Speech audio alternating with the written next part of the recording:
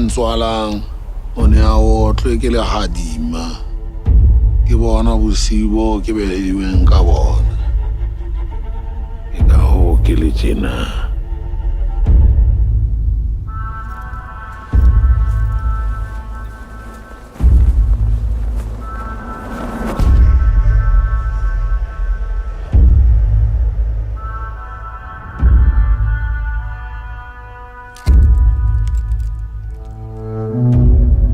Batla re thulane ka dithebe.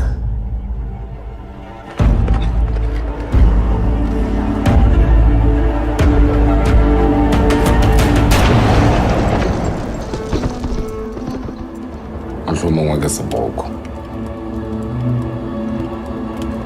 Sepoko ke nna. Empa o lokile. Re tla kopana makgwabeng.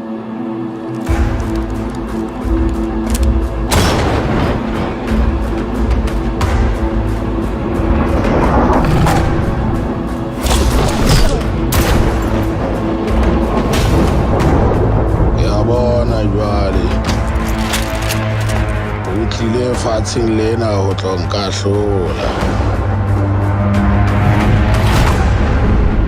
Ha hona motho ya ka nka hlolang.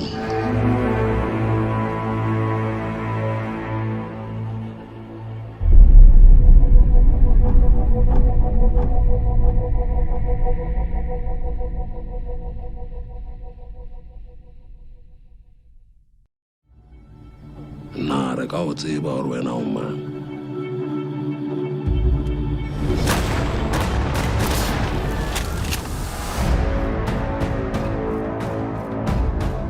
I play Dao on Five Fingers of Marseille. It's all about innocence lost as a youth. He brings a real complexity and conflict within the character. Hey, I'm Batman. We shake it like a He gets involved in a situation as a youngster, protecting one of his friends. I am playing the role of Lerato. Lerato is the daughter of Jonah. She's a very strong character, very, very conflicted. She's gone through a lot. She grew up with the Five Fingers. We cast all the young roles here in Lady Grey. I play the role of young Dao.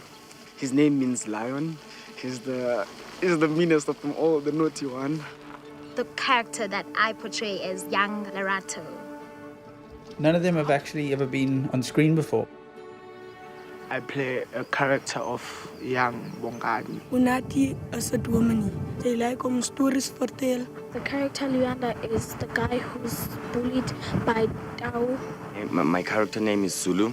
Yeah, he's the leader of the group and everybody look up on him. The cast are doing such an incredible job of bringing the characters to life off the page. It's been a really great experience acting with all these wonderful actors and being surrounded with such great talent, great home-ground talent, you know. Ooh. Like one punch and then I think let them pass through frame. Last one. The cast have really been bonding out here together. And I've really enjoyed working with everybody. It's my first time shooting a movie. Acting for me, being in a movie, has always been my dream. We're really blessed to have such a strong South African ensemble cast. What an experience. I hope South Africa loves this. In fact, I know South Africa will love this. It's a great movie. Shop, shop. Ladies and gentlemen, boys and girls, welcome once again to Visual Suspects. It's me, Kabelo Kevin Shabalala, but you can call me KB Kev Shaba. Today we will be looking at a movie titled Five Fingers for Marseilles. Marseilles, however you want to pronounce it. It's a South African cowboy movie, which starts off with these beautiful scenery shots followed by this beautiful narration where voices keep on changing as if multiple people are telling us the story.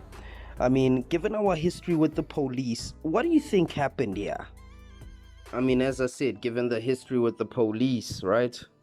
We see the police terrorizing the town. I'll be honest with you. The music or the score in this movie Kind of reminds me of Terminator 2.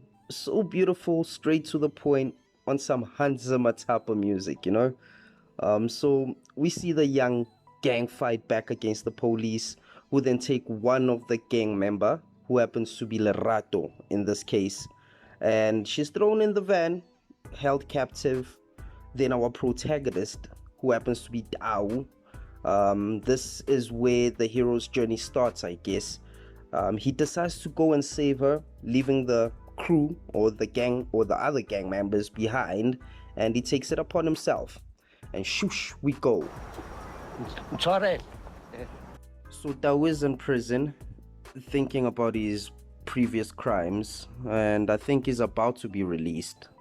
I hate how there's no backstory to the grown-up character, and it's so confusing because you tend to wonder, how did you get here? How did he survive? How did he get this old? You know, but hey, he's a brawl fighter, right? I guess. The trailer or the bus scene was not well thought out, so I guess he decided to go back to his old town. I love how the director shows the town. You can tell that he really cares about the town for some reason. Tries to include everybody. I mean, take a look.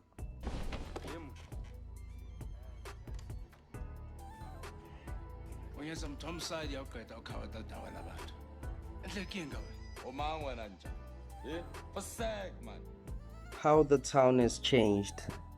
Tuto, a villain played by the great Warren Masemola, is vicious. He sees you and it's on sight. I find that really interesting. Unati, who happens to be the pastor, seems to recognize Dao off the bat. That's really cool. I mean, once we homies, we always homies. You know what I mean?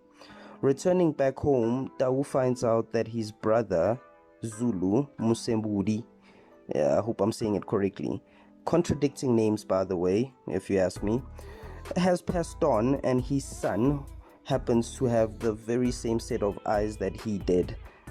He's named Sizwe, the son of Lerato and Zulu. Zulu? Uma, what are you? Zulu. Amazing how he found his brother's deathbed.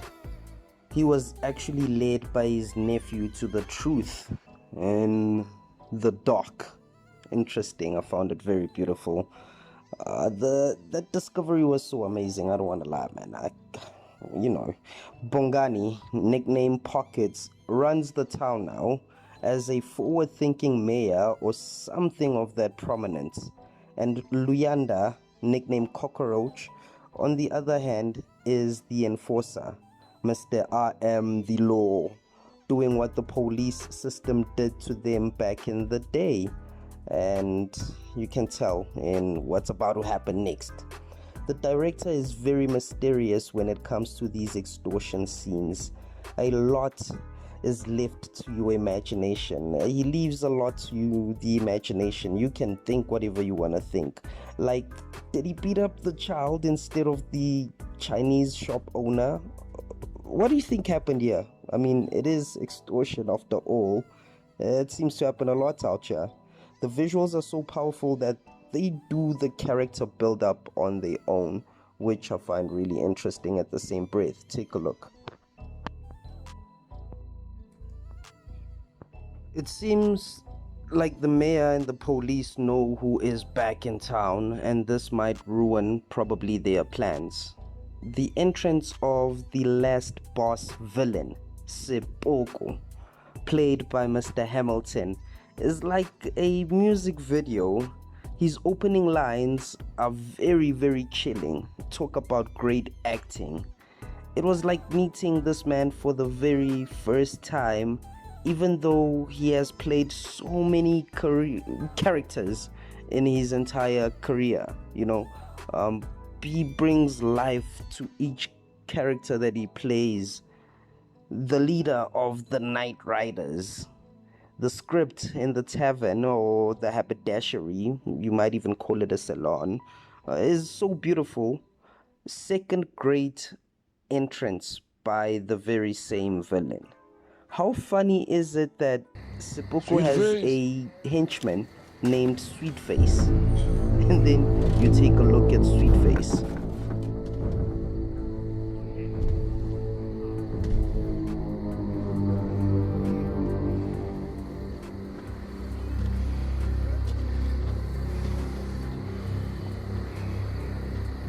Sweetface.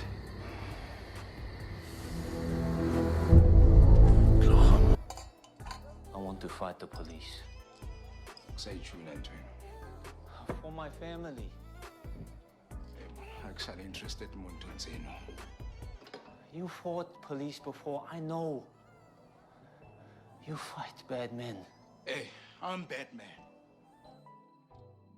When the Night Riders come to fetch Dao, it looked like a Mad Max scene for me. Kinda gives the Night Riders some sort of superiority, you know, like they're above it all. Gangsters of all gangsters. This director must be great at making music videos, I promise you. I'd like to see his work. His portfolio must be impressive, you know. Spoko's backstory is very chilling. But the final fight scene was not as convincing as I expected it to be. There was too much camera movement happening over there. Spoko's death is very funny. In actual fact, it was not easy to finish him off. It was quite difficult to get rid of this villain, really. The movie ends with where it all began. The friends decided to settle it once and for all. It's kind of sad how it all ended. They couldn't settle their differences. Kind of says a lot about friendship, doesn't it? Ladies and gentlemen, 5 fingers for Marseilles. Marseille, however you'd like to pronounce it. Thank you for tuning in.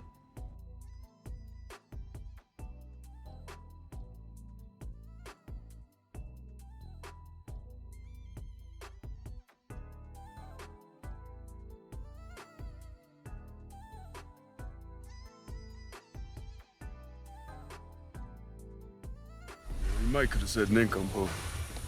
We ain't no nincompoop.